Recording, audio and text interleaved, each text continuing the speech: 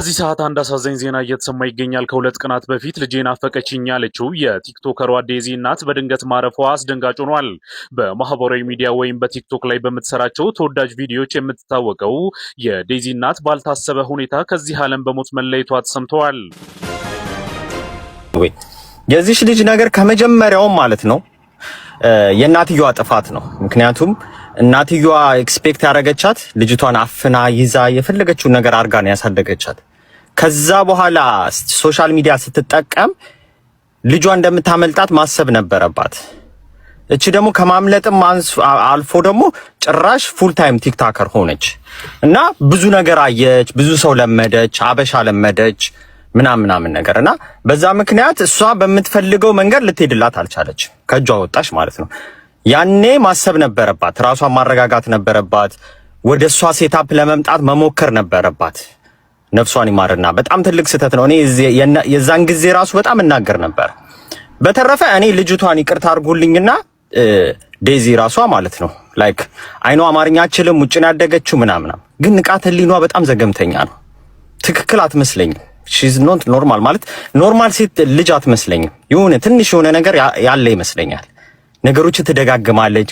ሰው ዝም ብሎ ይገፋታል፣ እንደፈለገ ያረጋታል ምናምን። ትልቅ ልጅ ናት አይደል እንዴ? እኔ ያለ 18 ዓመት ካለፈ በኋላ በራስ መራመር ትችላለና በሰው ነው የምትገፋው። ቲክቶከሮች ይገፉታል ምናምን። ከዛ በኋላ ወደዚህ ልጅ እንሂድ። ልጁ ጋር ከገባች በኋላ እውነት ነው ፍቅር ነው፣ ምንም የማይካር ነገር ነው። ወዳው ነው ፈልጋው ነው ምናምን ሄደችው። ልጅቷ ደግሞ ውጭ ሀገር ነው የኖረችው። ውጭ ሀገር ሰው ማግባት ትችላለች፣ ዴት ማድረግ ትችላለች። ግን አበሻ ኮሚኒቲ ስለምትፈልግ ነው ወደ አበሻ የመጣችው። ወደ አበሻ እስከመጣች ድረስ ላይክ የአበሻ ካራክተር እንድትይዝ ማድረግ ነበረበት እሱ ራሱ። ልጁ ግን በሷ መፈመስ በሷ ገንዘብ ማግኘት ስለፈለገ ከእናቷ ጋር አራራቃት። ትዝ ይላችሁ እንደሆነ ሲጣሉ ወደ ዘርም ወስዶታል። እኔ ትግራዊ ስለሆንኩ ነው የማትፈልጋት ምናምን ብሎ በጣም ብዙ ድራማዎችን ሰርቷል። እዛ ጋር ልጅና እናት ላይ የማይደረግ ነገር ብልግና ነው በጣም። እኔ የማርገዟን ሳይ ማለት ነው ቀለበቱ ምናምን አልደነቀኝም። ሽማግሌ ሳይልክ ምናምን አልደነቀኝ። ማርገዟን ሳይ ደንግጫለሁ። ወዲያውኑ የጠየቁት ከእናቷ ጋር ታርቃለች ይች ልጅ? በዚህ ሰዓት እኮ እናቷ ታስፈልጋታለች፣ እርጉዝ ናት ምናምን ነው ያልኩት ማለት ነው። ኧረ ነው የለም አልታረቀችም፣ ተራርቃለች። ጭራሽ እናትየዋም ኢትዮጵያ ነው የምትኖረው ምናምን ሲሉኝ በቃ በጣም ነው በእሱ ነው ያዘንኩት። ኢቭን እሱን ተውት እሺ። እሱ አንዳንዴ ይሄ ወጣት ስትሆን ገንዘብ ስትፈልግ ምናምን ችግር የለብም ትጫወታለህ በሴት ልጅ። የእሱ ቤተሰቦች እንዴት ዝም አሉ?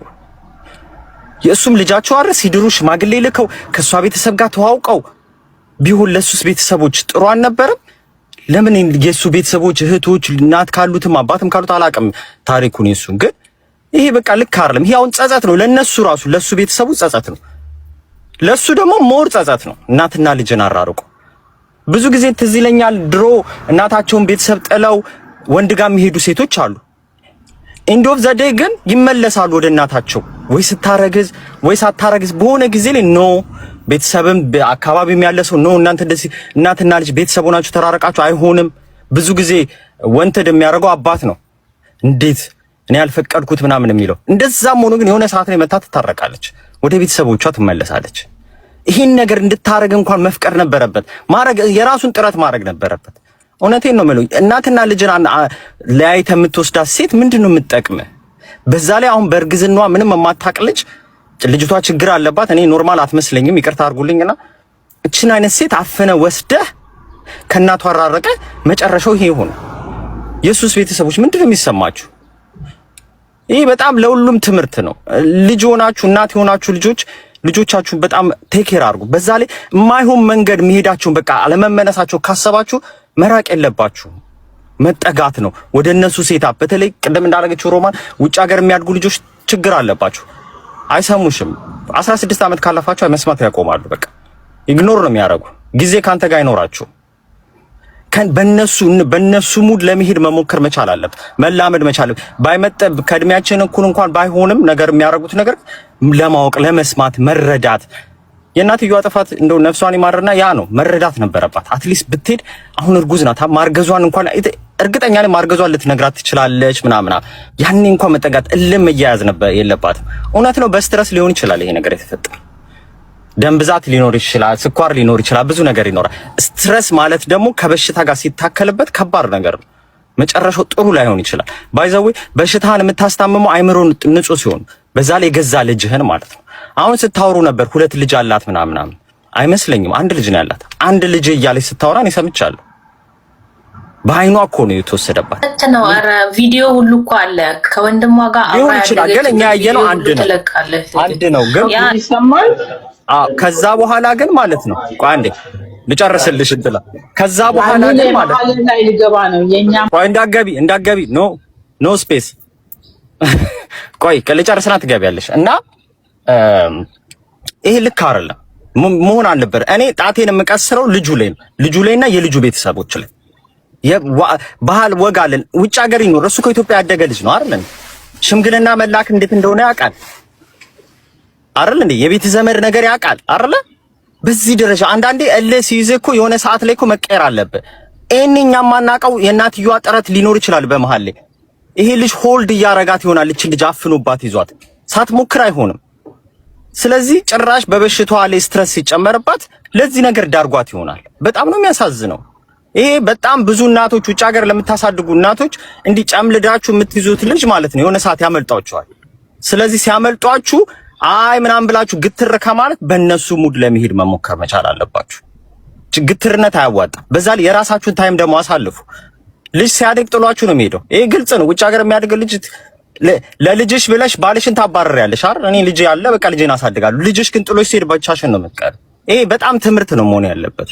ውጭ ሀገር ለምታሳድጉ ልጆች እንኳን ጥሏችሁ ሊወጡ ቤት ውስጥም ሆኖ የእናንተ ልጆች አይደሉም። የራሳቸው ሙድ ነው የሚያራሙት። የራሳቸውን ነገር አያወሯችሁም። አንድ ቃል ነቢ ነይ ቁጭ በይ ነው የምናውቀው ነገር። ስለዚህ ወደ እናንተ ክሎዝ ለማድረግ መሞከር አለባችሁ። እያንዳንዱ ሴታፓቸውን የሚንቀሳቀሱበትን ነገር ማወቅ፣ የሚሄዱበት ቦታ ላይ በተቻለሽ መጠን አብረሽ መሄድ አለብሽ። አለዛ እንዲህ የምታራርቂያት ከሆነ እንደ ዴዚ እናት ልጇ ከጇ ታመልጣታለች። አንዴ እቺ ልጅ እኮ ሶሻል ሚዲያ ላይ ስትመጣ እኮ ከነጅቦ ጋር ማውራት ጀመረች፣ መቃለድ ጀመረች፣ ገንዘብ ለመደች፣ ምናምን ጀመረች፣ ሚዲያ ቀረባት፣ ምናምን አመለጠች። በቃ አታስፈልገኝም እናቴ። ብዙ ጊዜ ይወራል መኪና ገዝታላት ምናምን። ለሷ መኪና ምንም ማለት አይደለም። ከሱ በላይ እኮ እድሜዋን ጨርሳባታለች። እሷ ልጅ ላይ አይደለም ህይወቷን ጨርሳባታለች። አንድ ቀን እርጉዝ አግብታት እንኳን ስታገባ እርጉዝ ሆነ የልጅ ልጇን ብታይ እኮ ደስተኛ የምትሆን እናት ነበረች ከእጃችን ያመለጠችው። ስለዚህ ብዙ እናቶች ትምህርት ሊሆን ይችላል በዚህ አጋጣሚ ነው የምለው። በተረፈ ይሄ ልጅ ተጠያቂ መሆን አለበት፣ መውቀስ አለበት፣ መናገር አለበት፣ መቶ ህዝብን ይቅርታ ማለት አለበት። በዚህ አጋጣሚ እውነት ለመናገር ተሳስቷል። ትክክል ነገር አይደለም ያደረገው። እናትና ልጅን አራርቀ ቢቀርበትስ ምን ያደርግለታል እንዴ? እኔ እናቷን ጠልታ የምትመጣ ሴት እኔ ምን ታደርግልኛለች? ከኔ በላይ እኮ ህይወት ከፈለችላት እኮ እናቷ ናት አይደል? እንደምንም ብላ እንድትስማማ። 1 አመት ቀላል አይደለም፣ እርግዝና ቀላል አይደለም። ይሄን እኮ የሱ ቤተሰቦች ይሆናል እኮ ስለ እርግዝና የምተው እናት የሚባል ነገር እያላት ማለት ነው ልጅ። ስለዚህ ልጁንም በጣም ይቅርታ ማለት አለባት። ቀደም እንደተባለውም ሶሻል ሚዲያ ላይ መምጣትም የለባትም። ከዚህ በኋላ እንናገራታለን፣ ዝም አንልም። ይሄ እንደዚህ አይነት ነገር እየተለመደ ይመጣል። ቤተሰብን መናቅ እየተለመደ ይመጣል። እዚያው ላሉ ልጆችም አሁን ሰው ውጭ ስላደገች ነው ምናምን አስተዳደጓ ነው ልንን እንችላለን። ኢትዮጵያ የሚያድጉ ልጆች እንደዚህ አይነት አስተሳሰብ እንዲኖራቸውም አንፈልግም። ስለዚህ ልጁ መጥቶ ይቅርታ መጠየቅ አለበት። አለዛ ጊፍት እየሰጣችሁ የምታበረታቱት ደግሞ እናንተ ህዝቦች ናችሁ። ባይዘው ከእናት የተራራቀችን ልጅ አይ ታይ ወደ ቤተሰብሽ ተመለሽ እንደማለት ምድረ ቲክታከር ጌሟን እንድጫወት እንዳታጫውታቸው ብለው ዝም ብለው እንትን ሲሉ ነበር። የዜግነት ግዴታቸውን መወጣት አልቻሉ። በመሃል ቤት እቺ ልጅ አጣናት፣ እቺ እናትየዋን አጣናት። አሁን እቺ ዴዚ አትጠቀም፣ ባይዘው አትጠቀም። ወንድ ልጅ ነው ልጁ ደግሞ ይቅርታ አድርጉልኝ አጭቤ ነው የሆነ ሳቻው ሚላት ይመስልኝ። አትጠራጠሩ። ብቻዋን ነው የምትቀር፣ ብቻዋን ነው የምታጨበጨበው። እቺ ህፃን ልጅ አሳፍቅፏት ጭራሽ ማለት ነው። ልጁ በጣም ስማርት ልጅ ነው። እንዲሁ ሲታይ ራሱ በጣም ያስታውቃል ከንግግሩ። በዛ ላይ ስርዓት የለውም ደግሞ አንደበቱ የሚስብ አይደለም ደግሞ አነጋገሩ ንቀት አለበት።